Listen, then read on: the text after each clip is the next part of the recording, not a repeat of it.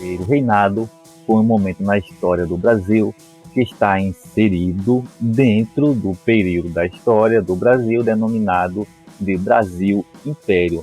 O Brasil Império ele se estendeu desde o ano de 1822, com a independência, até o ano de 1889, com a proclamação da República. Inserido neste período está o momento inicial chamado de Primeiro Reinado, que foi de 1822 com a independência até 1831 com a abdicação, ou o momento em que Dom Pedro I, que era o imperador do Brasil, abre mão de exercer a liderança do Império do Brasil.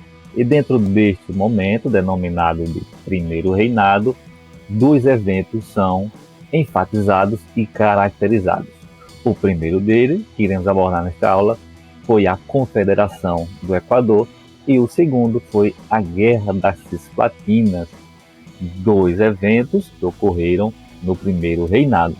A Confederação do Equador, em 1824, está relacionada à outorga ou à imposição de uma Constituição pelo imperador Dom Pedro I, e a Guerra da Cisplatina está relacionada a um conflito na fronteira no sul do país que envolvia o Império Brasileiro com a Argentina. E o primeiro desses eventos que iremos tratar foi a Confederação do Equador, que ocorreu, portanto, em 1824. A independência do Brasil foi em 1822. Tinha-se o anseio para o estabelecimento de uma Constituição, que é uma norma legal jurídica ou a lei máxima de uma nação, que ela fosse concebida por meio de uma Assembleia Constituinte. Uma Assembleia Constituinte é quando deputados são eleitos para elaborar este importante documento jurídico que conduz uma nação. Porém, estes que foram convocados para elaborar a Constituição do Brasil, na chamada Assembleia Constituinte, esta Assembleia será dissolvida pelo imperador Dom Pedro I e ele irá impor uma nova Constituição. Em decorrência disso, surgiu em Pernambuco um movimento denominado Confederação do Equador, demonstrando insatisfação com a condução centralizadora do governo na corte sediada na cidade à época do Rio de Janeiro. Postura do imperador, a exemplo desta em relação à Constituição, que, além de não aceitar a Constituição elaborada pela Assembleia Constituinte, ele vai inserir na Constituição a qual ele conduziu a sua construção um elemento chamado poder moderador. Aquela primeira Constituição, ela dividia o país em três poderes: poder executivo, poder legislativo e poder judiciário. O imperador inseriu nesta Constituição um outro poder que se denominou poder moderador. Este poder moderador poderia interferir no poder executivo, que era o próprio poder do imperador, no poder legislativo, aquele que elabora as leis, e no poder judiciário. Atualmente, o Brasil é um país de governo republicano, e esta república atualmente é dividida também em três poderes: executivo, legislativo e judiciário. Já naquela Constituição de 1824, já tinha esta divisão dos poderes, mas o imperador acrescentou o poder moderador, que tinha ou que poderia interferir nos demais poderes. Atitudes como essas, consideradas centralizadoras, gerava insatisfação, principalmente de províncias que não estavam no Rio de Janeiro. Províncias sinônimos de o que atualmente chamamos de estados. Então, essa demonstração de centralização do poder na figura do imperador gerou insatisfação, e dentro dessa insatisfação, a Confederação do Equador, que tem sua origem em Pernambuco e tinha o objetivo de ter outras províncias sendo incorporadas ao movimento, mas apenas algumas localidades na Paraíba e no Ceará aderiram ao movimento. Ele foi reprimido pelo imperador Dom Pedro I. O movimento desejava separar-se do Brasil, porém não obteve sucesso. Esta foi a Confederação do Equador, um movimento que demonstrava insatisfação com o imperador Dom Pedro I, e outro evento do primeiro reinado foi a Guerra da Cisplatina, um conflito que ocorreu no extremo sul do Brasil, no lugar que atualmente é o país chamado Uruguai. Naquele momento, no século XIX, era uma região bastante instável, em que buscava-se definir as fronteiras de vários países.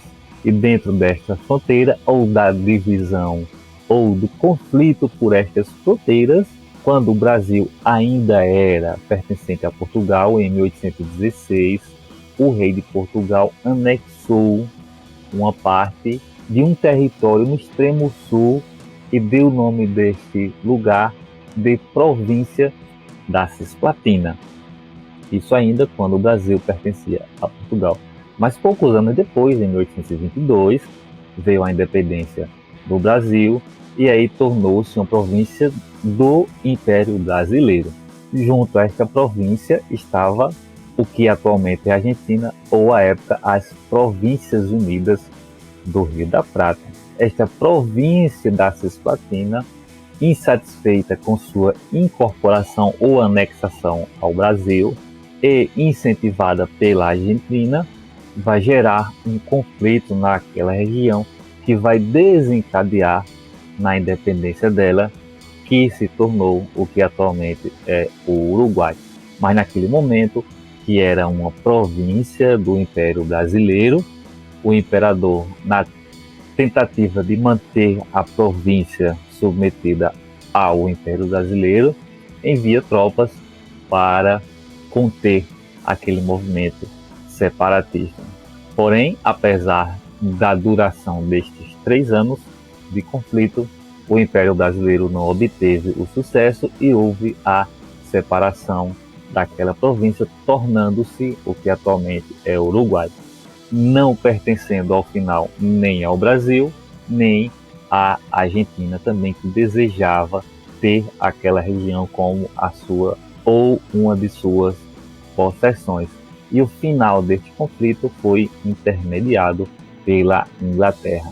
Tivemos desta forma 2 importantes conflitos no primeiro reinado: a Confederação do Equador, em 1824, a partir de Pernambuco, ou seja, estando ao norte do Brasil, e a Guerra da Cisplatina, entre 1825 e 1828, ao sul do Brasil. 2 conflitos que demonstraram insatisfação de uma parte da população com o imperador, e em 1831 ele vai a Portugal após o falecimento do seu pai, com o objetivo de tornar-se rei de Portugal. E assim, a sua ida a Portugal em 1831 é chamada de abdicação do trono brasileiro. E com isso encerra um momento do Brasil Império, denominado de Primeiro Reinado, com uma questão sobre a temática, uma questão da FGV. A independência, porém, pregou uma peça nessas elites. Um ano após ser convocada, a Assembleia Constituinte foi dissolvida e, em seu lugar, o imperador designou um pequeno grupo para redigir uma constituição digna dele, ou seja, que lhe garantisse os poderes semelhantes ao dos reis absolutistas. Um exemplo disso foi a criação do poder moderador.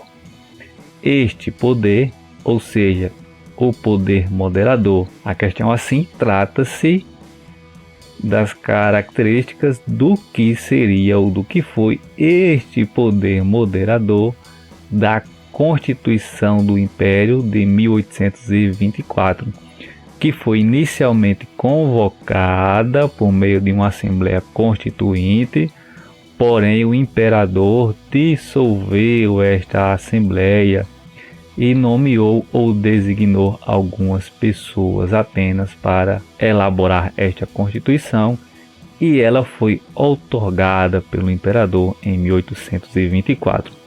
E dentro dela foi designado este tal de poder moderador. E que poder seria esse? Alternativa A. Este poder moderador ampliava o direito das assembleias provinciais, restringia a ação do imperador no tocante à administração pública e à ação do Senado. Alternativa B. Permitia que o imperador reformasse a Constituição por decreto-lei e que escolhesse parte dos deputados provinciais. Alternativa C. Sofria de uma única limitação institucional, pois o Estado brasileiro não tinha direito de interferir nos assuntos relacionados com a Igreja. Alternativa D. Proporcionava ao soberano poderes limitados, o que permitia alargamento da autonomia política e econômica das províncias do Império. Ou alternativa E. Oferecia importantes prerrogativas ao imperador, como indicar presidentes de províncias, nomear senadores e suspender magistrados. A alternativa correta, letra E, pois é exatamente o poder moderador oferecia importantes prerrogativas ao imperador e não permitia alargar a autonomia, por exemplo, política e econômica das províncias do Império, ou não permitia a interferência do Estado da Igreja, nem reformar a Constituição, nem ampliava os direitos das assembleias provinciais. Pelo contrário, eram os poderes do imperador que eram ampliados, concentrando na figura dele o poder moderador, com prerrogativas para indicar presidente de província, nomear senadores. A Guerra da Cisplatina iniciou-se em 1825, envolvendo tropas do governo imperial brasileiro contra as da aliança formada por exilados da Banda Oriental com o governo da província de Buenos Aires, atualmente Argentina. No dia 27 de agosto de 1828, ela se encerrou a partir da assinatura da Convenção Preliminar da Paz pelos governos da Argentina e do Brasil, com a mediação da Inglaterra. A principal consequência política da Guerra da Cisplatina foi, alternativa A, o início da aliança militar entre o Brasil e a Argentina contra o Paraguai. Cuidado para não confundir, a Guerra do Paraguai é no segundo reinado e, portanto, na segunda metade do século XIX e não na primeira. A eclosão da Guerra da Farroupilha no Rio Grande do Sul, a contestação da influência inglesa na América do Sul, a independência da província do Uruguai. Esta aqui é, portanto, a alternativa correta, pois foi uma consequência da Guerra da Cisplatina, a independência da província do Uruguai. O aumento da popularidade de Dom Pedro I não, foi o inverso, o aumento da impopularidade de Dom Pedro I. Chegamos assim ao final de mais uma aula. Inscreva-se em nosso canal, deixe seu joinha, compartilhe nosso conteúdo, conheça também o nosso blog, o nosso Spotify, e se desejar nos envie um e-mail. Bons estudos e até a próxima aula.